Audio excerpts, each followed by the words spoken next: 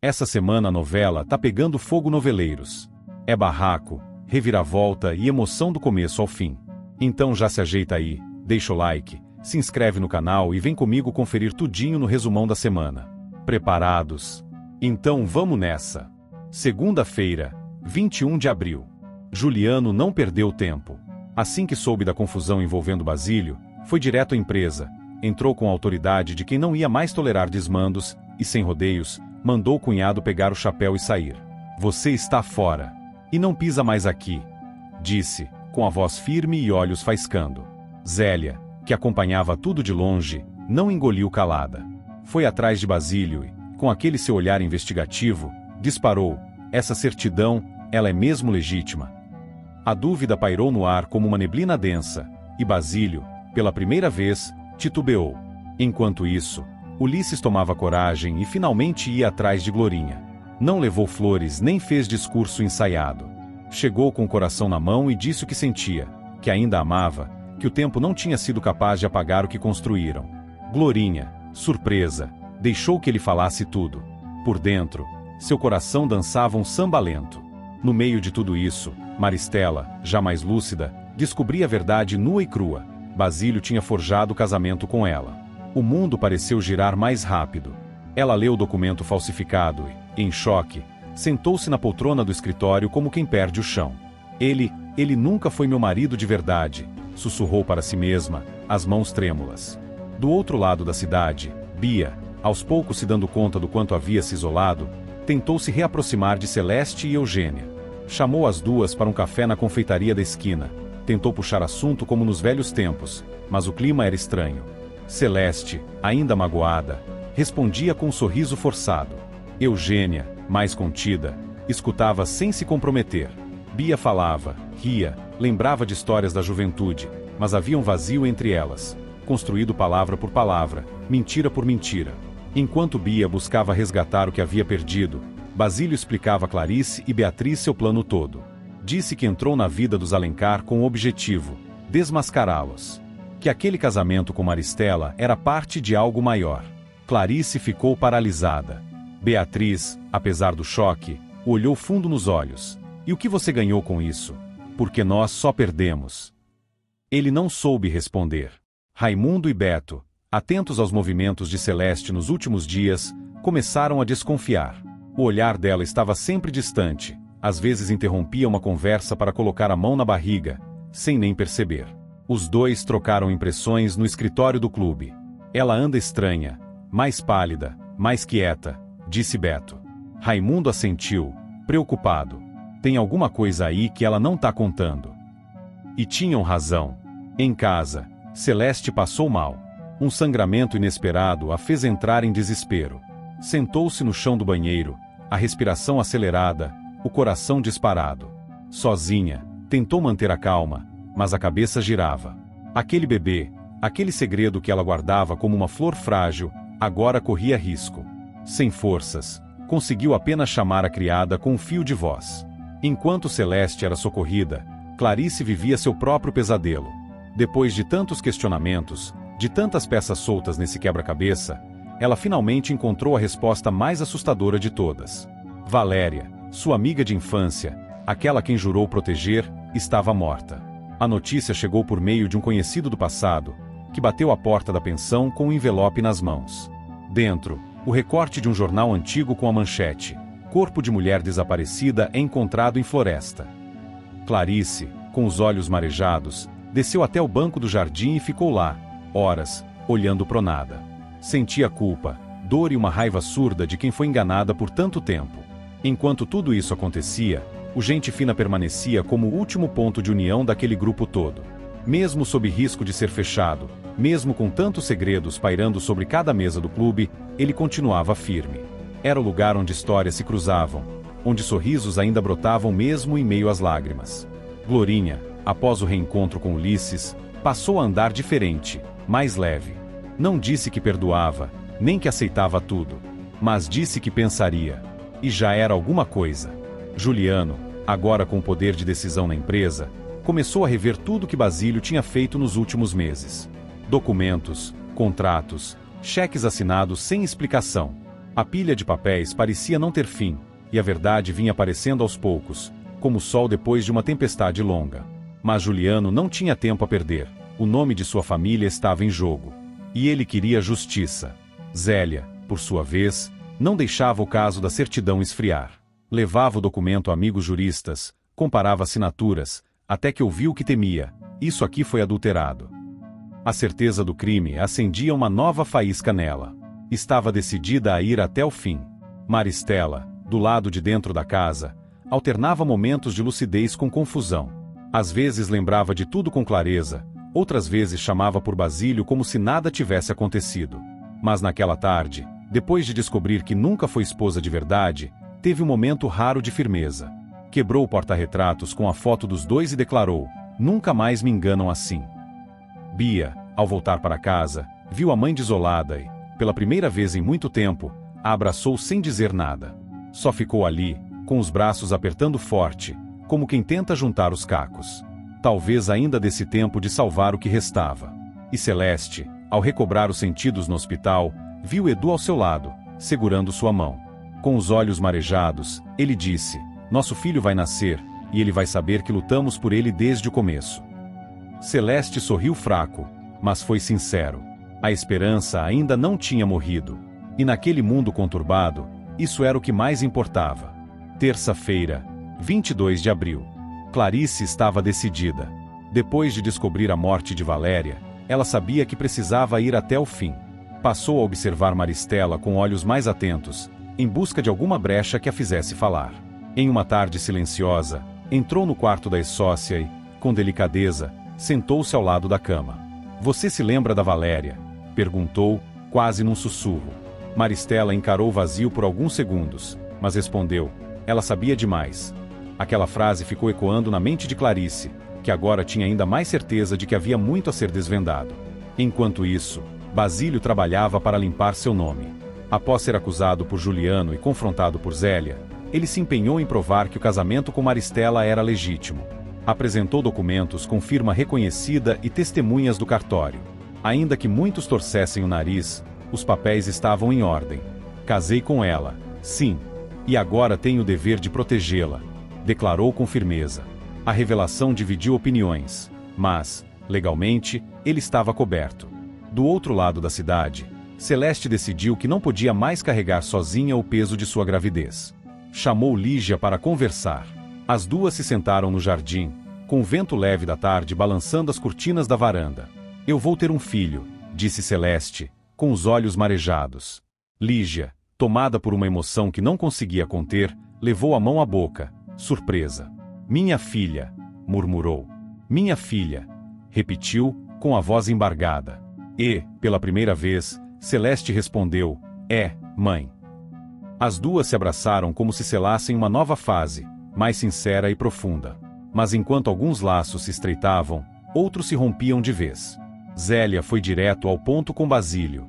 Você acha que pode enganar a todos com essa pose de salvador? Pois saiba que, de mim, só terá oposição. A partir de agora, sou sua inimiga declarada.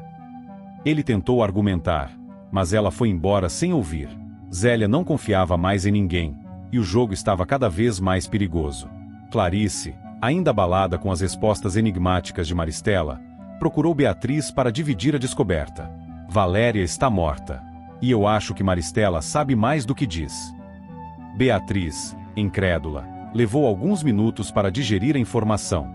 Depois, olhou firme para Clarice e disse: então é você quem está em perigo. Os Alencar são capazes de tudo. Basílio, apesar dos erros, está do nosso lado. Vou pedir que ele cuide de você. Dito e feito. Beatriz foi atrás de Basílio e não poupou palavras. Se há algo de bom em você, então prove. Proteja a Clarice. Ela está se metendo com gente poderosa. Basílio assentiu.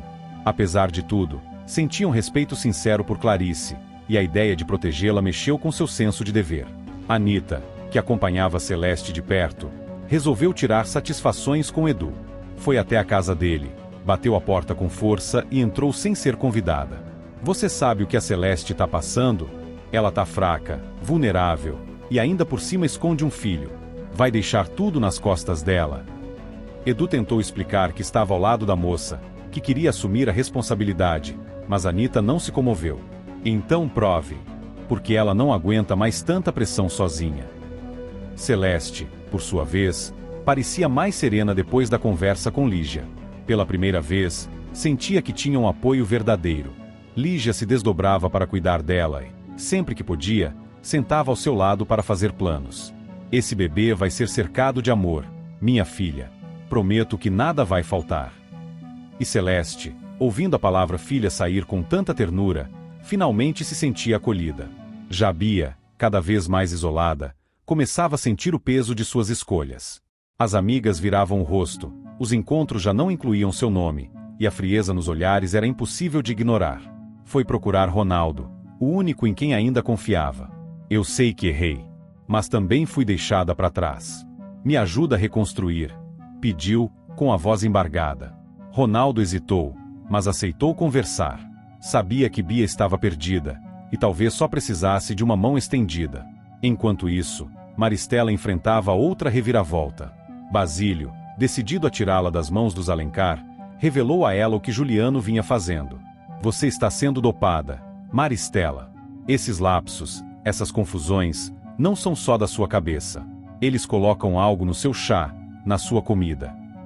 Maristela arregalou os olhos, levando a mão à boca, horrorizada. Então, por isso eu assinei aquele papel. Por isso não me lembro das visitas. O mundo parecia desmoronar de novo. Basílio aproveitou o momento de lucidez para reforçar. Eu me aproximei por motivos errados, mas agora só quero te proteger. Eu casei com você, sim, mas agora quero te salvar. Maristela chorava baixinho, desamparada.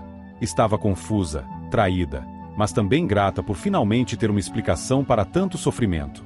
No casarão dos Alencar, a tensão aumentava. Clarice, agora mais firme, mexia em documentos antigos, cartas escondidas, tentando montar um quebra-cabeça que parecia infinito. Beatriz, mais próxima de Basílio, enfrentava o próprio dilema: confiar em quem um dia ela detestou ou continuar lutando sozinha. E os dois sabiam que Juliano, com sua calma disfarçada de charme, era mais perigoso do que parecia.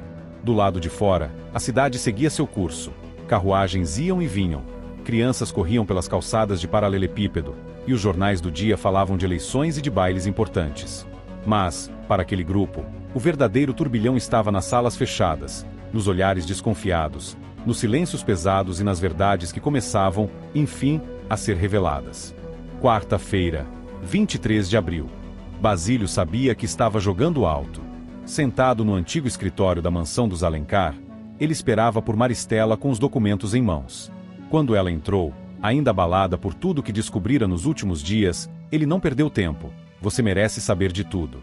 O que fiz foi errado, mas agora só quero impedir que destruam o que é seu. Maristela ficou em silêncio enquanto ele explicava que havia se infiltrado na família para desmascarar os Alencar e recuperar o controle da perfumaria carioca. Juliano e Zélia estavam te dopando para te tirar da jogada. Eu me casei com você para te proteger, para ter autoridade legal e reverter os contratos que eles te fizeram assinar. Ela olhou com dor e desconfiança, mas não conseguiu ignorar a sensação de que, apesar de tudo, Basílio era o único que queria salvá-la. Na casa dos Andrade, a gravidez de Celeste começava a mobilizar a família. Lígia decidiu procurar Raimundo, sentindo que era hora de conversar francamente. Ela é sua filha tanto quanto é minha. Precisamos nos unir agora. A moça tá fragilizada, mas decidida. E tem mais, vai se casar com o Edu. Raimundo ficou estático por alguns segundos. Casar, repetiu, surpreso. Ela disse isso com todas as letras. Quis saber. Lígia assentiu. Disse olhando nos meus olhos. Apesar do susto inicial, Raimundo sabia que Celeste era determinada e que talvez, diante das circunstâncias, o casamento fosse o caminho mais sensato. Enquanto isso, no pátio da fábrica, Beto e Ronaldo trocavam ideias. Ambos estavam preocupados com Celeste, mas tentavam demonstrar força. Ela sempre foi valente, mas agora precisa saber que não está sozinha, disse Beto. Ronaldo concordou. A gente pode até não ter a resposta para tudo, mas apoio não falta. Vamos mostrar que estamos do lado dela, aconteça o que acontecer. Juntos, decidiram procurar a moça e oferecer ajuda prática e emocional. Sabiam que um gesto simples podia fazer toda a diferença. Do outro lado da cidade, Basílio causava alvoroço ao aparecer com malas na porta da mansão dos Alencar. Vou morar aqui. Tenho esse direito como marido legal da Maristela e responsável pelos bens da empresa, anunciou, para desespero de Juliano e Zélia. Você tá invadindo nosso espaço, gritou Zélia. Basílio sorriu, frio, não é mais o seu espaço. A justiça agora tá comigo. E entrou com a calma de quem sabia que havia vencido uma batalha, ainda que a guerra estivesse longe do fim. Celeste, por sua vez, se mostrava cada vez mais decidida. Após refletir sobre tudo o que tinha acontecido, declarou a Edu: vamos nos casar. É o melhor para o nosso filho, e eu quero que ele cresça com o pai por perto. Edu ficou surpreso, mas feliz. Você tem certeza disso? Perguntou. Celeste respondeu sem hesitar: tenho. Pela primeira vez em muito tempo, eu sei o que quero. E os dois se abraçaram com um misto de alívio e coragem. Sabiam que o caminho seria longo, mas estavam prontos para enfrentá-lo juntos. Na mansão, Maristela não deixou a revelação de Basílio passar em branco. Encarou Juliano na biblioteca com um olhar firme. Você me dopou, Juliano. Você me fez assinar contratos que eu nem lembrava. Você roubou minha lucidez. Juliano tentou desviar, jurou que fez tudo pensando no bem da empresa, que Maristela estava fora de controle, mas ela não aceitou as desculpas. Você foi cruel. E eu quero tudo de volta. A empresa, a minha vida, a minha dignidade. Pela primeira vez, Juliano pareceu abalado. Em uma conversa mais reservada, Raimundo procurou Alfredo, preocupado com o futuro de Celeste. Ela é jovem, e mesmo com toda a força que mostra, tem medo. A cidade inteira vai comentar, apontar o dedo. E ainda quer casar com o Edu. Alfredo escutou atentamente, depois falou com serenidade. Se ela quer se casar, é porque vê nisso uma chance de ter estabilidade. E quem somos nós para negar isso? A única coisa que podemos fazer é garantir que ela se sinta segura, amada. Raimundo concordou, mesmo sabendo que a sociedade ainda veria o casamento de Celeste como escandaloso. Na pensão, Bia tentava recompor os pedaços de sua antiga vida.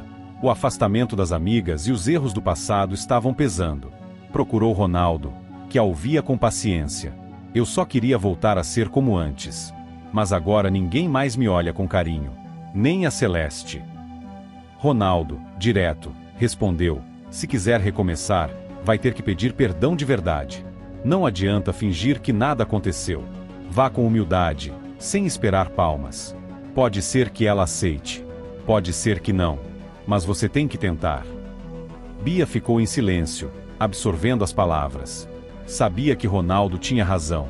Ela tinha causado mágoas, e não seria um pedido de desculpas ensaiado que consertaria tudo. Mas pelo menos, ali, encontrava uma direção. Pela primeira vez em muito tempo, ela quis realmente fazer o certo. De volta à mansão, Basílio instalava-se no antigo quarto de hóspedes. Maristela passou pelo corredor, o viu colocando seus livros numa estante improvisada, e parou por um instante. Se tudo isso for mesmo por mim, então lute ao meu lado. Mas não minta mais. Basílio ergueu os olhos, surpreso. Não vou mentir, mas também não vou recuar. Maristela assentiu, ainda confusa, mas começando a entender que, por mais tortuosa que fosse a estrada, talvez tivesse ao seu lado alguém disposto a caminhar com ela, nem que fosse por justiça. E assim, em meio a confrontos, decisões difíceis e promessas de recomeços, o cenário se transforma mais uma vez. A mansão dos Alencar, antes palco de festas e opulência, agora abriga batalhas silenciosas, alianças improváveis e o eco das verdades que insistem em vir à tona. Do lado de fora, o mundo segue em sua rotina dos anos 50, mas ali dentro, tudo muda a cada batida do relógio, e o destino de todos continua sendo reescrito. Quinta-feira, 24 de abril. Juliano andava com a pulga atrás da orelha. Desde que Clarice passou a se ausentar com desculpas vagas e olhares perdidos, ele passou a desconfiar. Não era só uma sensação, ele conhecia cada expressão dela, cada silêncio que dizia mais do que palavras. E dessa vez, Clarice estava escondendo alguma coisa. Ele não tinha dúvida. Do outro lado da cidade, Clarice mostrava a Teresa algo que guardava com carinho e que vinha mantendo em segredo: suas novas telas. Eram vibrantes, intensas, cheias de dor e coragem. Voltei a pintar, Teresa, confessou com a voz embargada. Teresa, surpresa, admirou os quadros com atenção. Você ainda tem alma de artista. Clarice. Talvez isso explique tanto mistério. Clarice sorriu de canto, aliviada por ter compartilhado com alguém. Enquanto isso, Vera sentava-se com Celeste para conversar. As duas vinham criando uma conexão delicada desde que a jovem revelou sua gravidez. O importante agora é pensar no bebê e manter a calma, dizia Vera, tentando acalmar a angústia de Celeste, que ainda processava a rapidez com que sua vida mudava. Ela, tão jovem, carregava uma nova vida nos braços da incerteza. Na mansão dos Alencar, Beto desabafava com um olhar abatido. Ela não acredita em mim, Eugênia. Clarice acha que estou inventando coisas sobre a Bia. A mágoa era visível. Clarice continuava relutante em acreditar nas histórias que cercavam a filha de Beatriz, e Beto já não sabia mais como provar que estava do lado certo. O que ele não sabia é que do outro lado da casa, Raimundo dava um passo importante. Com uma serenidade rara, ele chamou Edu para uma conversa e, após ouvir o rapaz com atenção, autorizou o casamento dele com Celeste. Se você vai assumir, então assuma com honra, decretou. Edu, visivelmente emocionado, agradeceu, disposto a enfrentar o que viesse pela frente. Mas Juliano não deixava passar um detalhe. Ao ver os sapatos de Clarice jogados no canto do quarto, notou algo peculiar: pequenos rastros de tinta azul escura. Aquilo era suficiente para reforçar sua desconfiança. Clarice estava escondendo algo mais. E agora ele tinha uma pista concreta. Do outro lado da cidade, Sérgio seguia arrastando os pés pela casa, abatido. Desde que Jacira se afastou, ele não encontrou mais paz. A ausência dela era como uma dor muda que só ele escutava. Ela era o melhor de mim, murmurava para si mesmo, revivendo cada cena dos dois. Cansado de suposições, Juliano decidiu confrontar Teresa. Você sabe onde Clarice anda indo, não sabe? Disparou, sem rodeios. Teresa tentou se esquivar, mas não era boa de mentira. Ela só está se reencontrando, respondeu, evasiva. A resposta, claro, só aumentou ainda mais a desconfiança dele. Na mansão, Maristela estava num de seus dias impacientes. Agora mais lúcida, mas ainda desconfiada, ela chamou Basílio para uma conversa curta e grossa. Quero Zélia fora da nossa casa. Hoje. Basílio, que não precisava de muito incentivo, acatou sem piscar. Zélia foi surpreendida com a demissão fulminante e saiu com orgulho ferido e sede de revanche. Bia, por sua vez, seguia tentando colar os cacos de suas relações. Procurou Celeste e Eugênia, disfarçando a dor com um sorriso tímido. Será que a gente pode começar de novo? Eugênia foi cordial, mas fria. Já Celeste limitou-se a um aceno. As feridas ainda estavam abertas demais para um recomeço. Maristela, ansiosa por apagar os escândalos da família com pompa e flores, resolveu agilizar o casamento entre Beto e Bia.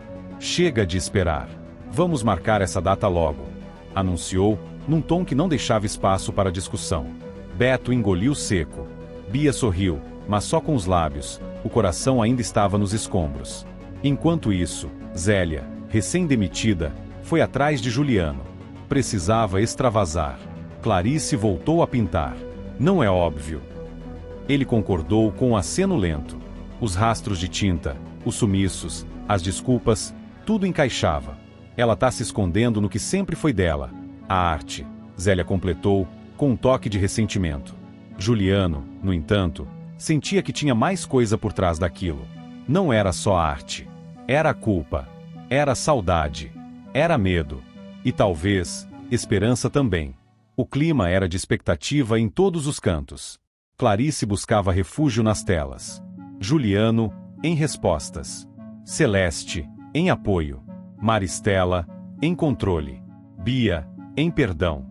E todos, de alguma forma, tentavam encontrar o equilíbrio num cenário que parecia prestes a desmoronar. Entre pincéis escondidos, alianças marcadas às pressas e promessas de um futuro incerto, cada personagem seguia caminhando pelas veredas do que acreditava ser certo. Mas como sempre, na vida e na arte, o certo pode ser apenas questão de ponto de vista. Sexta-feira, 25 de abril. Raimundo observava Beto do alto da escada da biblioteca, com um olhar carregado de pesar. O rapaz, embora tentando esconder, estava visivelmente angustiado com a aproximação do casamento com Bia. Raimundo, que já conhecia a filha de Beatriz o suficiente para perceber seus jogos, suspirou fundo. Ele não merece isso, murmurou para si, preocupado com o rumo que as coisas tomavam. Enquanto isso, Maristela e Bia estavam às voltas com um assunto curioso. A moça se lembrava de um antigo colar de joias que fora dado como perdido após o misterioso desaparecimento da sala de música. Será que alguém roubou? Perguntou Maristela, desconfiada. Bia, sem saber ao certo, tentou desviar do assunto, mas a mãe insistiu. Era uma peça única. Eu mesma mandei vir da França. Ambas não sabiam, porém, que o destino da joia tomaria um rumo inesperado. No centro da cidade, Jacira andava pelas feiras de bugigangas com a mente longe, tentando esquecer os dilemas do coração. Foi quando uma senhora muito elegante, de nome Coralina, lhe ofereceu um colar por um preço irrisório. É só bijuteria antiga, mas tem um valor sentimental, disse a mulher, sem saber que carregava uma peça valiosíssima. Jacira, atraída pelo brilho discreto das pedras, não pensou duas vezes. Quanto é? Levo agora. E comprou, selando sem querer o elo que ligava o roubo à sua inocência. Na mansão, Beatriz estava decidida a abrir os olhos de Clarice de uma vez por todas. Essa moça, essa Bia, mente. Mente sobre tudo, inclusive sobre o que houve entre ela e Beto. Clarice hesitou. Ela ainda acreditava que Bia era, no fundo, uma moça perdida tentando acertar. Mas as falas de Beatriz vinham se confirmando em detalhes do dia a dia. E Clarice já não podia ignorar. Enquanto isso, no clube Gente Fina, Topete resolveu criar coragem. Depois de tanto rodeio e trocas de olhares com Eugênia, ele finalmente tomou a iniciativa. Com um gesto atrapalhado, tirou um pequeno anel de latão do bolso e disse: Eu sei que não sou nenhum galã de cinema, mas, quer namorar comigo? Eugênia, surpresa, sorriu com carinho.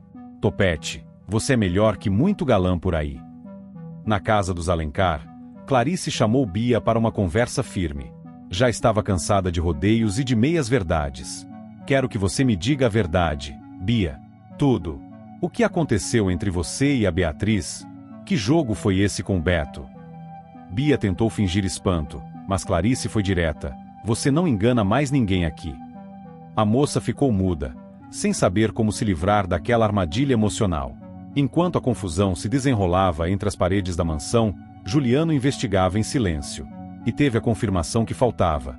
Clarice havia mesmo mudado os próprios remédios.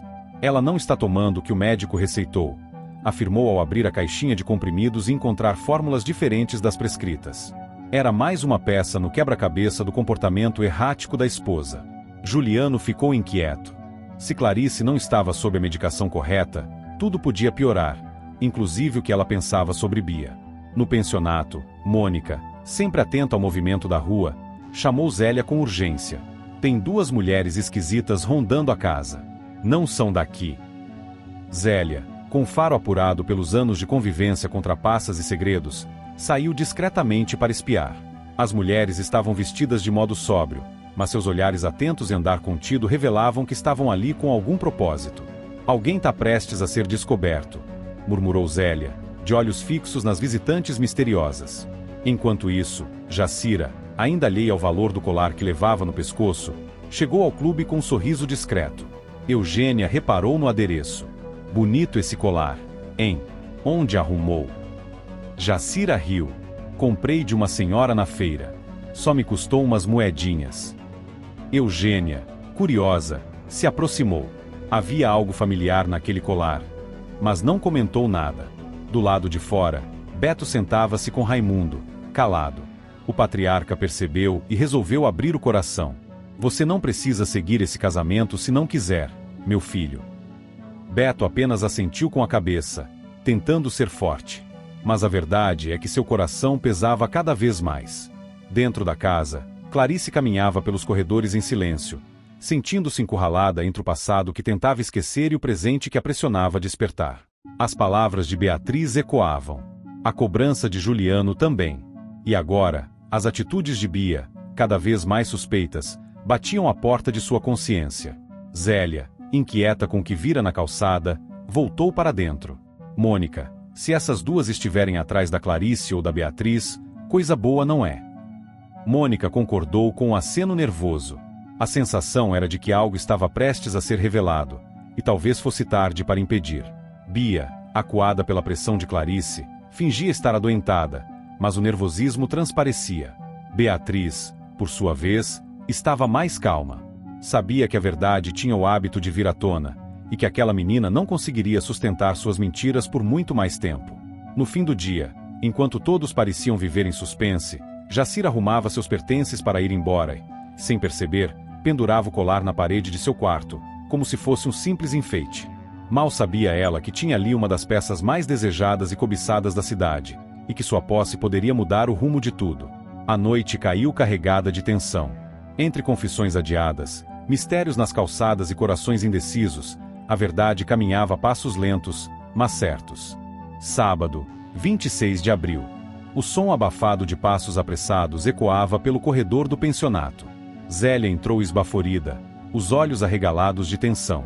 Mônica, que organizava algumas roupas no cesto de roupa limpa, virou-se surpresa. O que foi agora, mulher? Zélia bateu a porta com força. Você tá armando alguma coisa contra mim, não tá? Tá se fazendo de amiga, mas quer me entregar. Mônica, ofendida, largou o cesto no chão. Que besteira é essa? Tá achando que o mundo gira ao seu redor? Mas Zélia não sossegava. Estava convencida de que Clarice já sabia demais. E, pior, talvez tivesse descoberto quem ela era de verdade. Se Clarice souber, eu tô perdida. Na mansão dos Alencar, Bia batia o pé com irritação. Eu já falei 1000 vezes, eu não armei nada contra Beatriz. Beatriz, impassível, apenas cruzou os braços. Então por que ela vive fugindo de você? Por que você mente tanto, Bia? A moça tentou fazer cara de ofendida, mas ninguém mais caía em suas encenações. O clima era tenso, e Bia já sentia a areia escorregando por entre os dedos. No clube Gente Fina, Topete ajeitou os cabelos diante do espelho, criou coragem e foi até Eugênia. Olha, eu sei que talvez não seja o momento certo, mas, quer namorar comigo? Eugênia olhou com ternura, mas não disfarçou o desconforto. Topete, você é um querido, mas eu não sinto isso por você. Topete sorriu amarelo, disfarçando o baque. Tudo bem, eu só precisava dizer. Com o coração miúdo, ele se afastou lentamente. Na mesma tarde, Eugênia e Jacira se encontraram no mercado e, entre um pacote de arroz e uma dúzia de ovos, o papo sério surgiu. Você viu como Teresa tem andado abatida? Perguntou Jacira. Eugênia assentiu. Tenho reparado, sim. Ela anda com os olhos fundos, vive esquecendo das coisas. Acha que é só cansaço? Jacira apertou os lábios. Não sei, mas a gente precisa cuidar dela. O olhar cúmplice entre as duas revelava que a preocupação era real e urgente. Enquanto isso, Alfredo invadia a empresa com passos decididos. Encontrou Juliano ao telefone e não esperou que desligasse. Você perdeu o juízo, é isso? Fazer aquela brincadeira com a Teresa? Que tipo de homem você é? Juliano, pego de surpresa, tentou se justificar. Foi só uma forma de testar a lealdade dela. Alfredo não quis saber. Ela não é cobaia para você brincar com a cabeça dela. Se afaste da Teresa. Tô avisando. A tensão entre os dois ficou no ar, pesada como chumbo.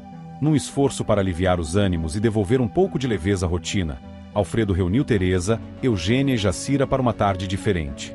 Vamos à praia. Sol, mar e conversa fiada. Todo mundo precisa respirar. E assim, os 4 seguiram para a enseada, onde estenderam uma toalha, tiraram os sapatos e sentiram a brisa no rosto. Teresa sorriu pela primeira vez em dias. Eugênia molhou os pés e brincou de empurrar Jacira na água. Por algumas horas, as dores ficaram suspensas na espuma das ondas. Mas do outro lado da cidade, Clarice estava mais alerta do que nunca. Ela vinha sentindo uma sonolência estranha, uma névoa pairando sobre os pensamentos. Tudo parecia embaralhado, como se ela estivesse vendo o mundo debaixo d'água. Naquela manhã, notou que o chá que Juliano lhe servia todos os dias tinha um gosto ligeiramente diferente. Resolveu fingir que bebia, mas despejou o líquido na planta da sala assim que ele saiu. Horas depois, confirmou a suspeita. A tontura não veio. A névoa na mente se dissipou. Ele está me dopando de novo, murmurou, incrédula. O susto deu lugar à indignação. Como ele pôde? Agora, tudo fazia sentido. Os esquecimentos, as confusões, as crises. Clarice não era louca, estava sendo manipulada. E dessa vez, prometeu a si mesma que não deixaria isso passar. Enquanto isso, no clube, Topete tentava seguir com o dia, fingindo que a recusa de Eugênia não tinha afetado tanto. Coração de homem também sente, viu, Dona Lourdes? Disse-lhe a cozinheira, que só respondeu com um solidário, sem largar o pilão. No fim da tarde, Eugênia voltava do mercado quando encontrou Teresa sentada sozinha no banco da praça. Sentou-se ao lado dela, sem dizer nada no início. Teresa suspirou. Eu queria entender o que se passa na minha cabeça. Às vezes acho que tô esquecendo tudo. Eugênia segurou sua mão. Talvez você só precise descansar. A gente vai cuidar de você, Teresa. Não tá sozinha. Jacira se juntou a elas logo depois, trazendo balas de gengibre embrulhadas em papel celofane. Trouxe docinho para animar a tarde. Teresa sorriu, ainda triste, mas grata pela companhia. De volta ao pensionato, Zélia andava de um lado pro outro, nervosa. Se Clarice já sabe quem eu sou de verdade. Se ela ligar os pontos. Mônica, que já estava cansada de ouvir suas paranoias, interrompeu. Quer saber? Se você não quer ser descoberta, então pare de agir feito culpada. No silêncio da noite, Clarice trancou a porta de seu quarto e abriu a gaveta onde guardava os antigos cadernos de pintura. Um deles estava manchado, de tinta, sim, mas também de lágrimas. Ela o abriu com cautela, como quem folheia uma parte de si mesma que estava adormecida. Chega de ser prisioneira de um pesadelo que nem é meu, sussurrou, decidida. A brisa da noite entrava pela janela, trazendo o cheiro do mar e o som distante de risadas na praça. Mas, para Clarice, a realidade acabava de se tornar mais nítida e perigosa. O jogo de Juliano estava exposto. E agora era a vez dela de jogar as cartas. E acabou o resumão de hoje. Se a novela tá boa, imagina o resumão de amanhã. Então se inscreve aí e vamos fofocar juntinhos no próximo vídeo, porque aqui a gente vive de resumo, emoção e um pouquinho de confusão.